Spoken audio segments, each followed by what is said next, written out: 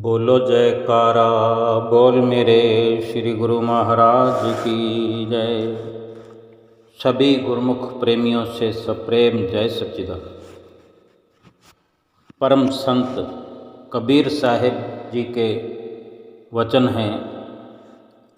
कबीर ये मन लालची, समझे नहीं गवार, भजन करन को आलसी, खाने को होशियार, खाने को होशियार। महापुरुष सुंदर सुंदर वचनों से हमारा मार्गदर्शन करते हैं, हमें सच्चाई से अवगत कराते हैं और सत्य पथ पर चलना सिखाते हैं।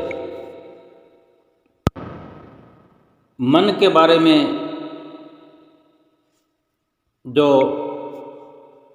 फरमान कर रहे हैं कि ये मन जो है बड़ा लालची है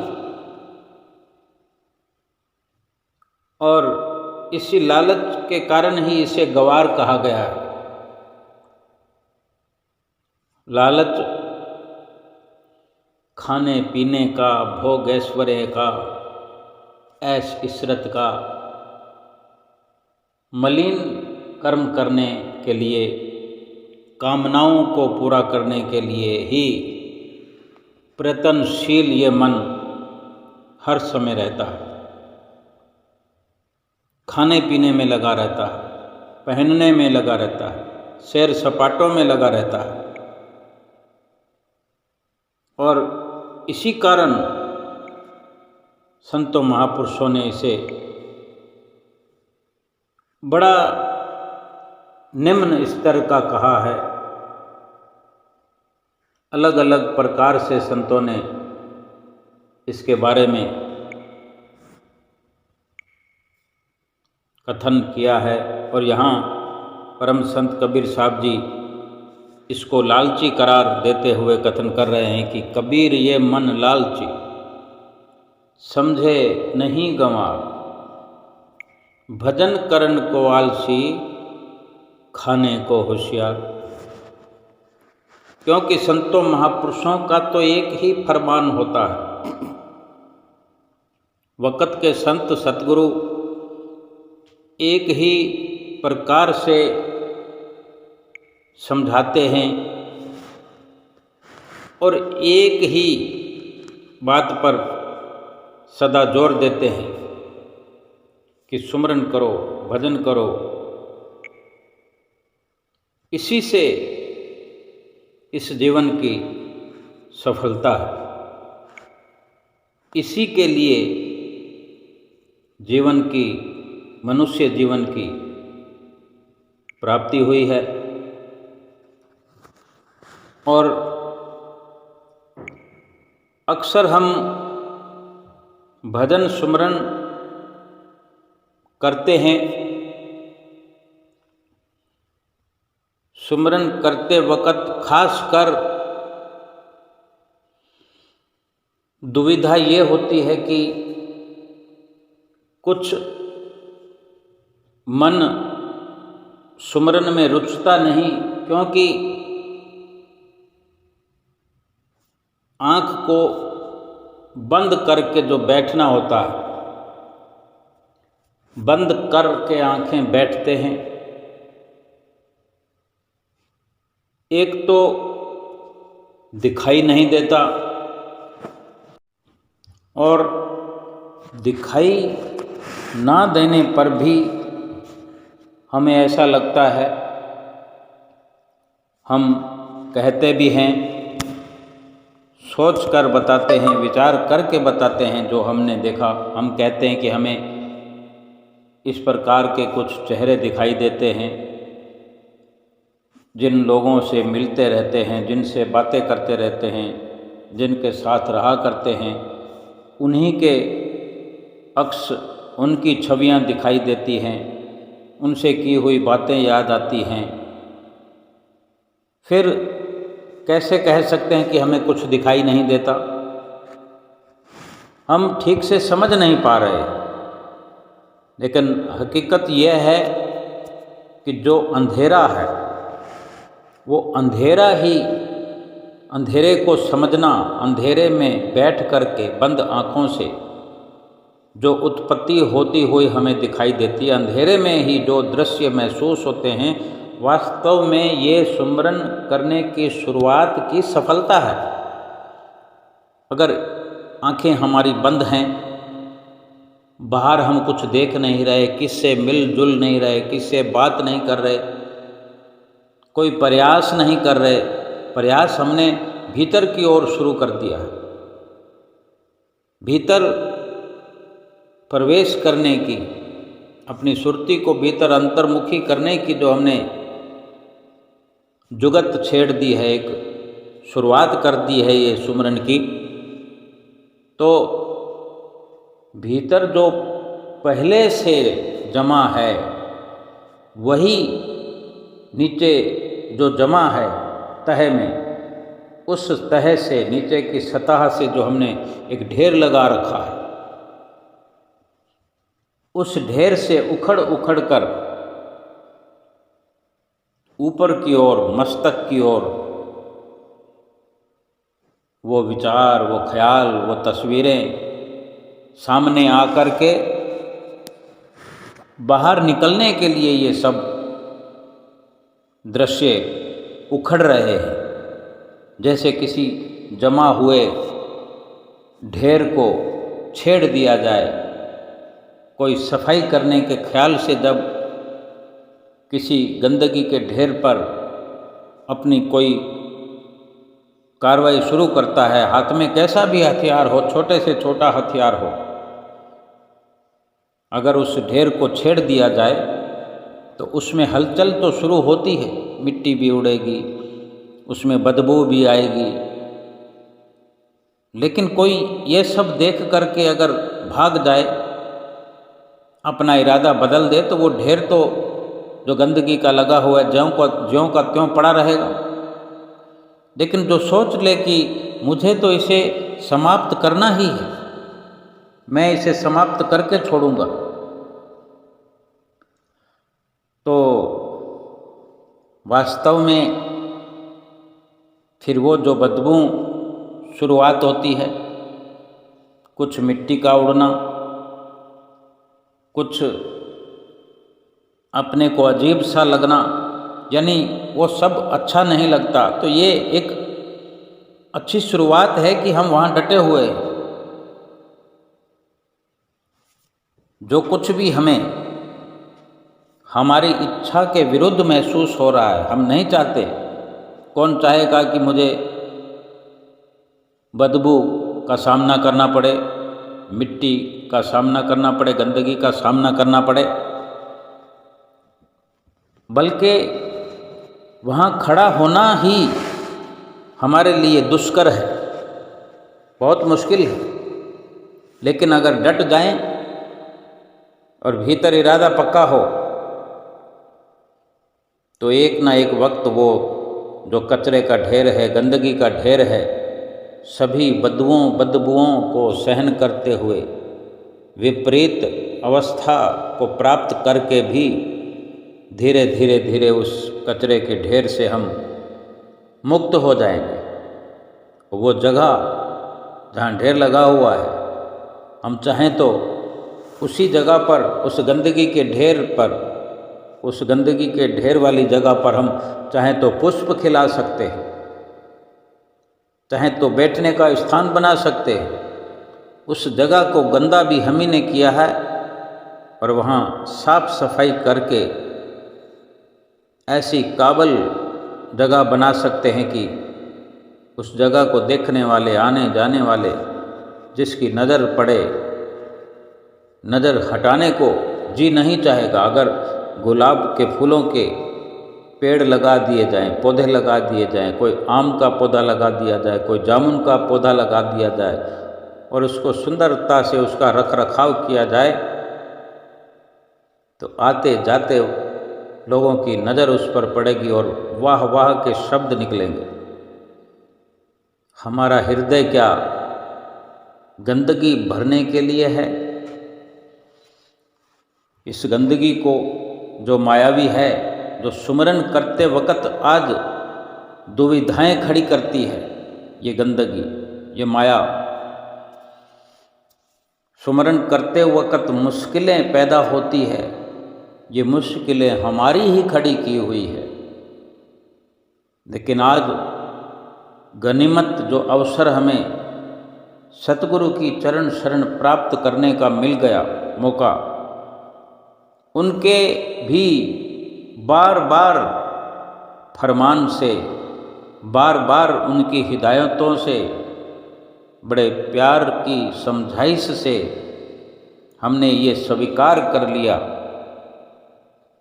कि हम सुमिरन भजन अभ्यास में बैठ कर के इस मायावी गंदगी को बाहर निकाल फेंकेंगे।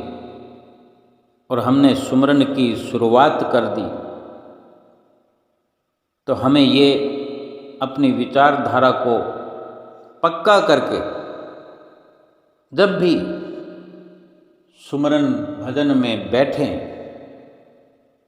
जब भी शुरुआत करें, उस शुरुआत से पहले ही कितने कितने घंटे, यानी सुबह उठ कर के अगर भजन सुमरन पर बैठना है तो रात को ही हम प्रण करें। रात को बैठना है तो सुबह जो भजन करते हैं उसके समाप्ति पर फिर रात के लिए जो दोबारा बैठना है, रात के लिए ही अपने भीतर ये अटल दृढ़ निश्चय करें कि रात को फिर बैठूंगा। अपने विचारों को इस प्रकार पुख्ता करते चले जाएं और जैसे जैसे समय व्यतीत होता जाए, एक एक घंटा करके, और वो सुमरन करने का जो समय हमने निर्धारित किया है वो नज़दीक आता जाए, सुमरन के प्रति सजग होते जाएं, मन को इस प्रकार हावी न होने दें कि आज नहीं कल करेंगे, क्योंकि ऐसा करने पर तो फिर ये आज नहीं कल वाली इस टाल मटोल वाली कहानी से तो पूरी उम्र ही चली जाएगी और भजन सुमरन से खाली होकर के हम इस दुनिया से चले जाएंगे। फिर ये जो जन्म जन्मांतरों से मायावी गंदगी का ढेर हमारे हृदय में जमा हुआ है और इसी के कारण सतगुरु परम ब्रह्म परमेश्वर हमारे हृदय के भीतर विराजमान हुए नहीं नज़र आ रहे, हम उनको नहीं बिठा पा रहे। ये फिर से ये अवसर जो मिला था इस मायावी गंदगी के ढेर को साफ करने का, ये अवसर यूं ही खाली चला जाएगा और तलियां मल कर पछताने के सिवा हमारे जीवन में कुछ बाकी नहीं रहेगा और फिर इसका परिणाम 84 लाख योनियों के रूप में हमें भोगना ही पड़ेगा। इसलिए ये मन जो है, इस मन को साफ करना है, इसको सरल बनाना है, इसको सुमरन और भजन का आदि बनाना है।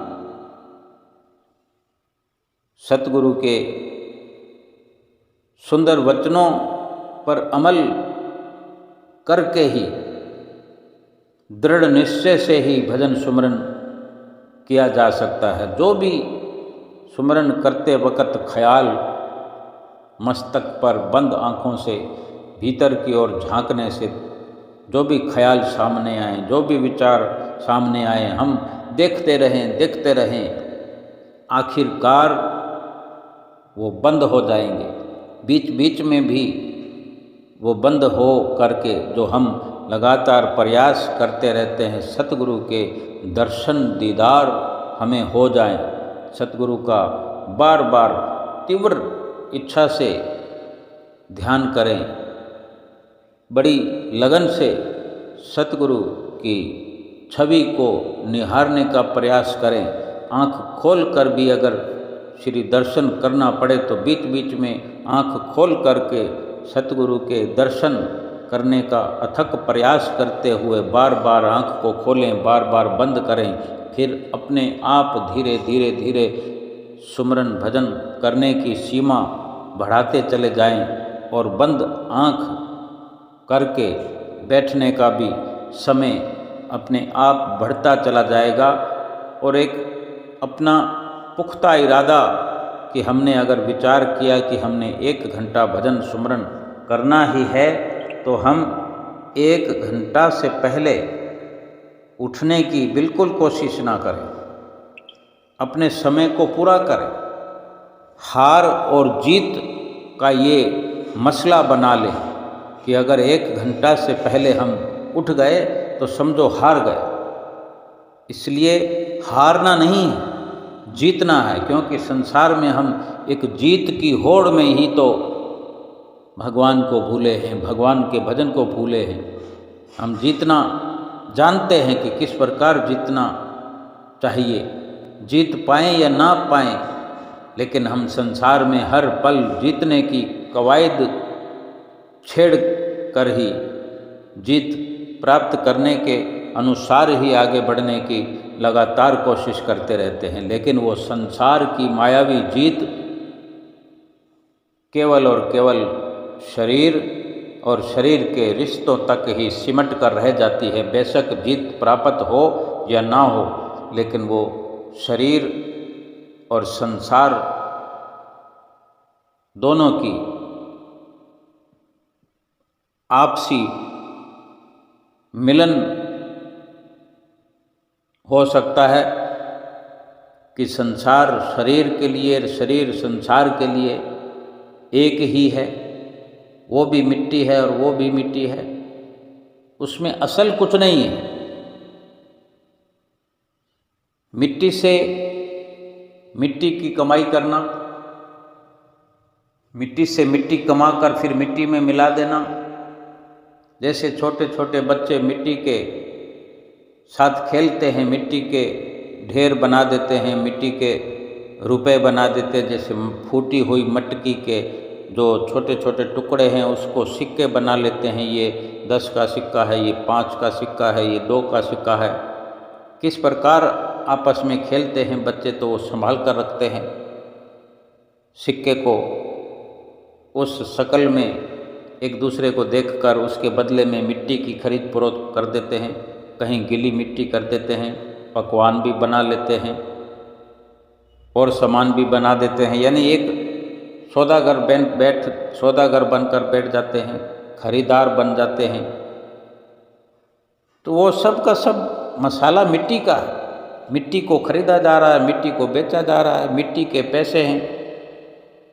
ऐसे ही दुनिया में जो मकान है, मिल्कियत है, रुपया है, पैसा है,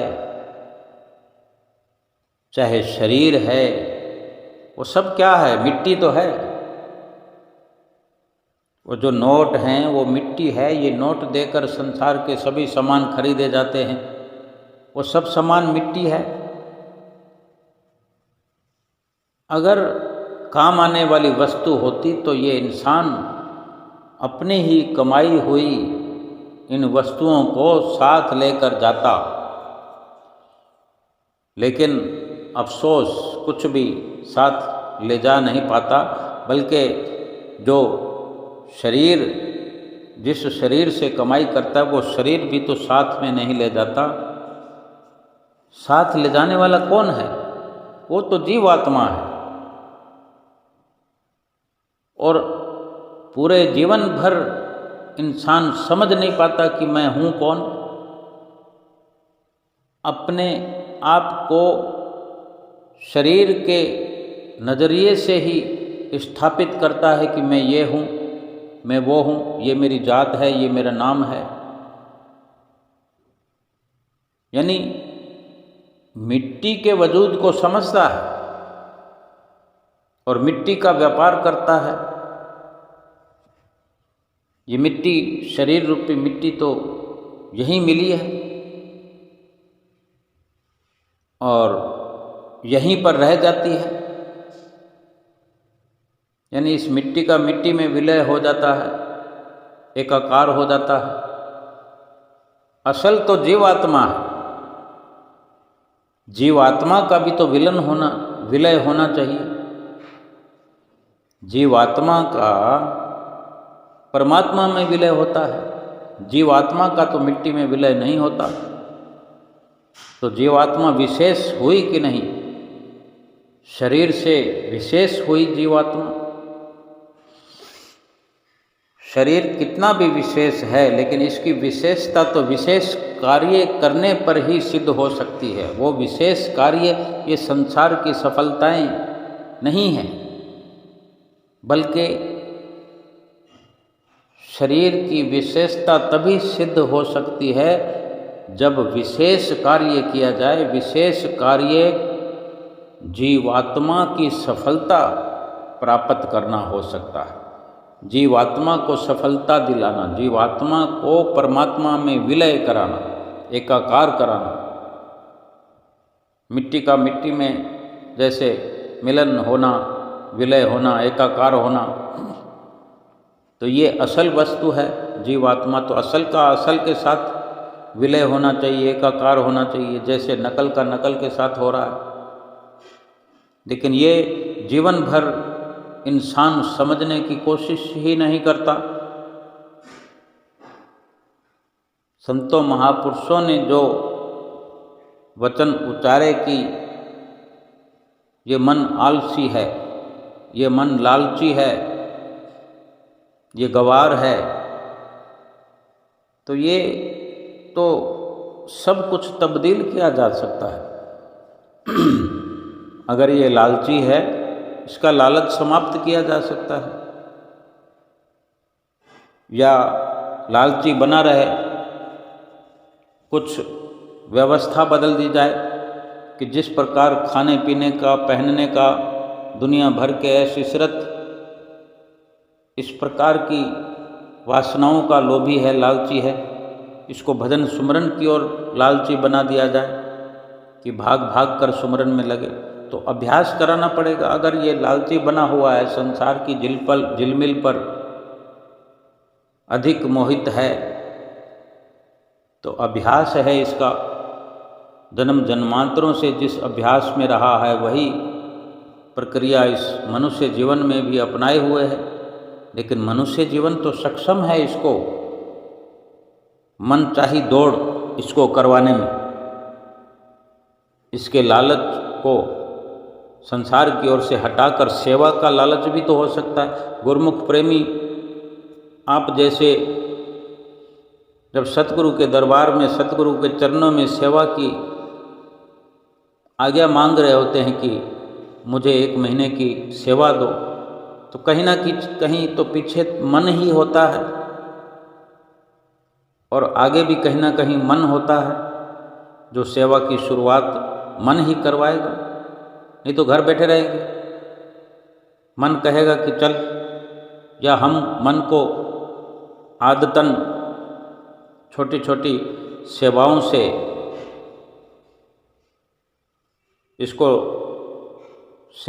इसको प्रभावित करेंगे, सेवाओं में लगाएंगे। संस्कार अपने माता पिता से प्राप्त होंगे बचपन से। माता पिता के आगे हम आज्ञा पालन करना शुरुआत करते हैं, सीखते हैं। अपने से बड़ों को पानी पिलाना, कुछ उठाकर ला के देना, मांगने पर हाँ जी करते हुए सभ्य भाषा बोलना सिखाते सभी हैं, सीखते कोई है।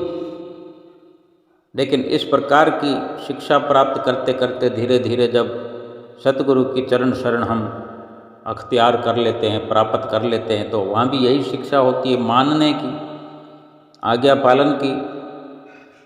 और जब ऐसे अवसर मिलते हैं छोटे छोटे, तो एक दिन ऐसा आता है कि सतगुरु के आगे पहुँच कर के हम, और सतगुरु के आगे पहुँचने के भी कई प्रकार होते हैं। कभी हम भरी भीड़ में लाइनों में खड़े होते हैं, मन में भीतर ख्याल लिए सतगुरु अंतर्यामी है। जैसे जैसे हमारी भीतर की दौड़ बढ़ती है, लगन बढ़ती है, सतगुरु सब जानते हैं। उनका आशीर्वाद हर वक्त हमारे साथ होता है, लेकिन प्रयास तो हमें करना पड़ेगा। हम अपने अंदर अपने इस उमंग को, तरंग को बढ़ाते हुए, अपने विराग को पुख्ता करते हुए, बार बार प्रयास करते हुए, जैसी भी सेवा मिलती है, मन में एक ख्याल लिए कभी मैं भी सतगुरु के आगे खड़ा हो जाऊंगा, जाकर अकेले में बात करूंगा, जाकर मैं सतगुरु के आगे हजूर सतगुरु के नज़दीक खड़े होकर मैं बात करूंगी, मैं अपनी बात कहूंगी, उनकी मौज और आज्ञा के वचन मैं सुनूंगी, मैं सुनूंगा। इस प्रकार की जो हमारी विचारधारा बार बार आगे की ओर हमें प्रेरित करती चली जाएगी और हम अपना वक्त इस ओर खर्च करेंगे, कहीं ना कहीं ये सुमरन जो है हमें बहुत आगे ले जाएगा। सुमरन के केवल इतने मायने नहीं है कि बैठ करके हमने सुमरन किया, सतगुरु की आज्ञा पूरी हो गई। सुमरन एक बीज है, इसको करते करते ये बीज बो दिया गया और फिर इसकी नन्ही नन्ही कोपलें निकलती है, छोटी छोटी शाखाएं, ये फिर फलते फूलते एक बड़ा दरख्त बन जाता है, बड़े पेड़ के रूप में, और फिर इसकी अनेकों सफलताओं के राज खुलते हैं। सुमरन से फिर सतगुरु हमसे बात करते हैं, हम उनसे बात करते हैं। ये इतना सरल हो जाता है कि हम खुद समझ नहीं पाते कि जिन सतगुरु से मिलने के लिए, मात्र दर्शन करने के लिए दुनिया तरसती है, उन्हीं सतगुरु से हम अकेले में बात करने का अवसर प्राप्त कर लेते हैं। हम देखते हैं कभी श्री गुरु महाराज जी से कोई श्रीकार की खिड़की से बात कर रहे होते हैं गुरुमुख प्रेमी, चाहे वो माता के रूप में हो, कोई भाई के रूप में हो, चाहे कोई बच्चा हो, अबोध हो, कोई वृद्ध हो। कहीं श्री गुरु महाराज जी स्वयं श्रीकार को रुकवाकर प्रेमियों से, गुरुमुखों से बात करते हैं। वो संत महात्मा हो सकते हैं, बाईजन हो सकते हैं, भक्तानियाँ हो सकती हैं, गृहस्थ के गुरुमुख प्रेमी भी हो सकते हैं, बच्चे भी हो सकते हैं। ये यूं ही नहीं हो जाता, कहीं ना कहीं हमारी वो सेवाएं, वो हमारी श्री आरती पूजा, वो हमारा सत्संग, वो श्री दर्शन, ये सब फलीभूत होता है, वो पीछे का प्रारब्ध होता है। लेकिन हमको अगर अपनी इस जीवन में अपनी आँखों के सामने ये सफलता को बहुत बड़े रूप में देखना है, तो उसमें सिमरन की बहुत बड़ी सफलता सिमरन की वजह से प्राप्त होगी। और हमारे लोक परलोक का यही सरमाया है, ये सुमरन ही है जिससे लोक परलोक सुहेला होता है। ये सुमरन है जो इस लौकिक जीवन में भी सुख सुविधाएं प्राप्त होती चली जाती है, और दरबार में भी जिन गुरुमुख प्रेमियों को अच्छी व्यवस्था मिलती है, मिल सकती है, मिली हुई है, ये उन्हीं के अपने ऐसे सुंदर कर्मों का, निष्काम कर्मों का फल है, सुमरन की विचारधारा का फल है, सत्संग की कवायद, सेवा की ख्वाहिश और सेवा की इच्छा और सेवा को पूर्ण करना, सेवा का प्राप्त होना, सेवा प्राप्त करके सेवा को अंजाम देना, ये सभी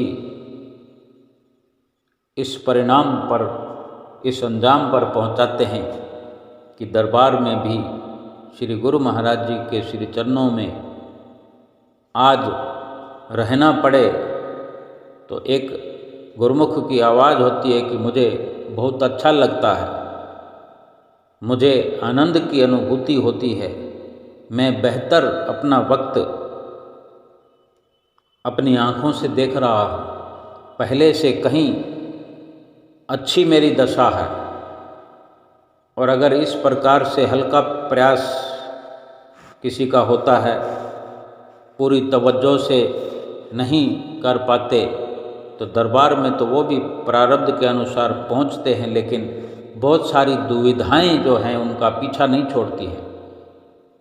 मन कुछ कलह में रहता है, सेवा करते हुए भी आनंद महसूस नहीं होता, सुमरन करते हुए भी, वहाँ रहते हुए भी, चाहे कितने दिन रहें या स्थायी तौर पर भी रहें, इस प्रकार की सुव्यवस्थाएं जो हमने स्वयं अपने लिए समय समय पर की हैं और कर रहे हैं, सुमिरन भजन इसमें सर्वोपरि है, सबसे श्रेष्ठ है सेवा और सुमरन। और बाकी जो भी नित्य नियम हैं ये सब के सब अपनी सुंदर व्यवस्था, सुंदर भाव के साथ सुमरन से हर प्रकार की दुविधा का निस्तारण हो जाता है, हर प्रकार की दुविधाएं मिट जाती हैं, इस लोक में भी और परलोक भी सुहेला हो जाता है।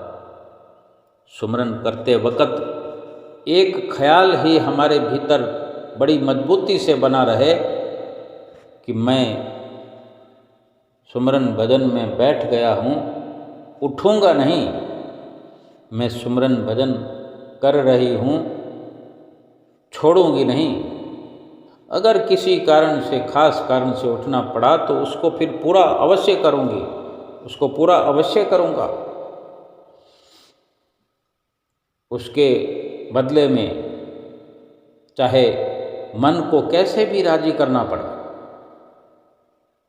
लेकिन निर्धारित समय को, और निर्धारित समय वो है जो सतगुरु ने आदेश किया है हमें कि 2 घंटे नित्य प्रति।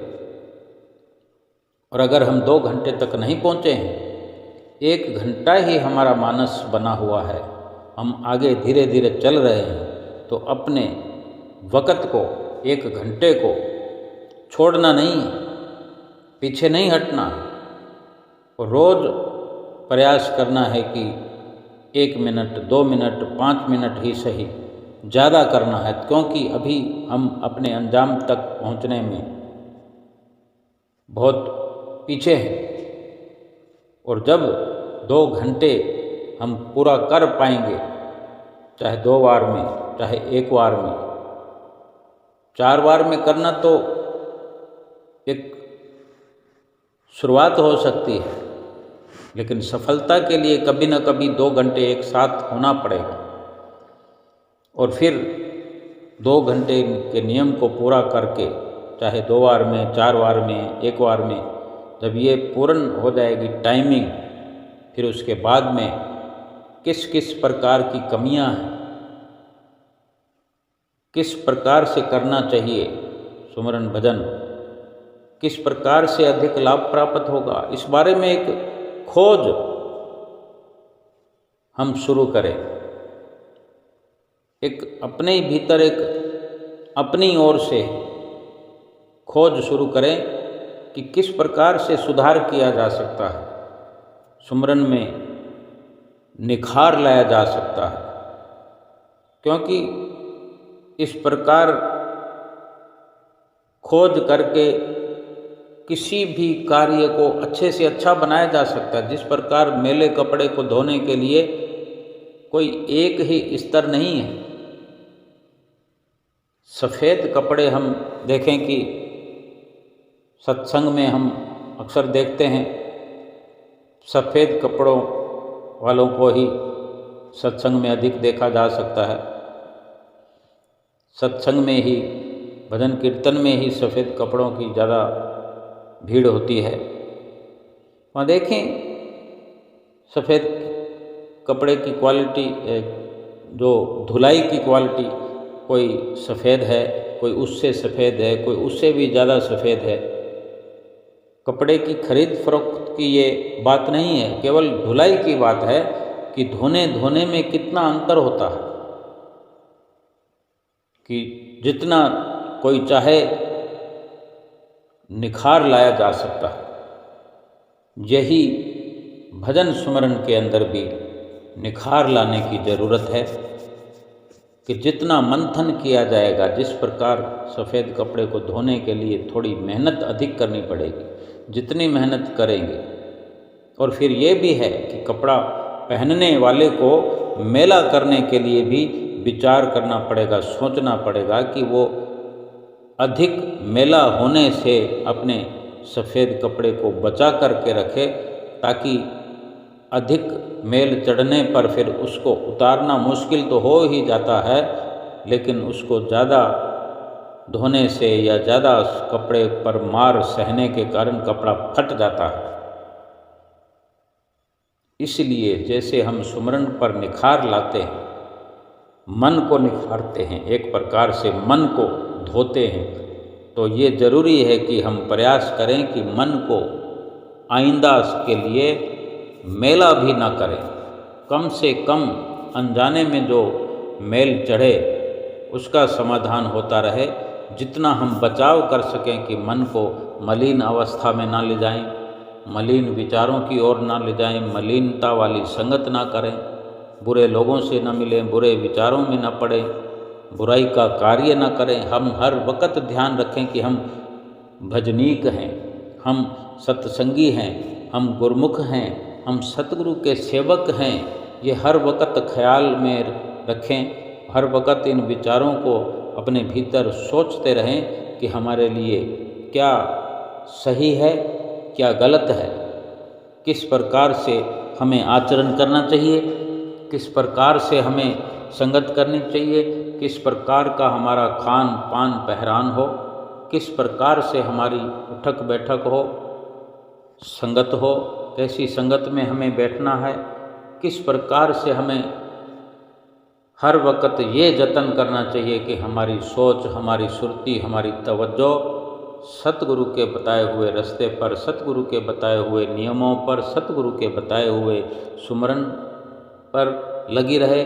और किस प्रकार से हमने एक भक्ति के मार्ग में तरक्की प्राप्ति करनी है, वो सोच अपना करके हम संसार में जीवन यापन करें, संसार की कमाई करें, संसार का जो रहन सहन है उसके साथ में जो परिवार का पालन पोषण है, सबसे मिलें जुलें, सबसे व्यवहार करें, लेकिन अपने चित्त में सतगुरु के चरणों का प्यार बसा कर रखें। सतगुरु का जो दर्शन दीदार है वो मस्तक पर बसा रहे। तुरंत सुमरन भजन पर बैठते ही सतगुरु के दर्शन दीदार प्राप्त हो जाएं, उनका ख्याल आ जाए, क्योंकि पहले से चित्त अगर जुड़ा होगा तो फिर मुश्किल नहीं होगी। और इसी अभिलाषा के साथ सुमरन करें और सतगुरु की प्रसन्नता प्राप्त करें। बोलो जयकारा बोल मेरे श्री गुरु महाराज की जय।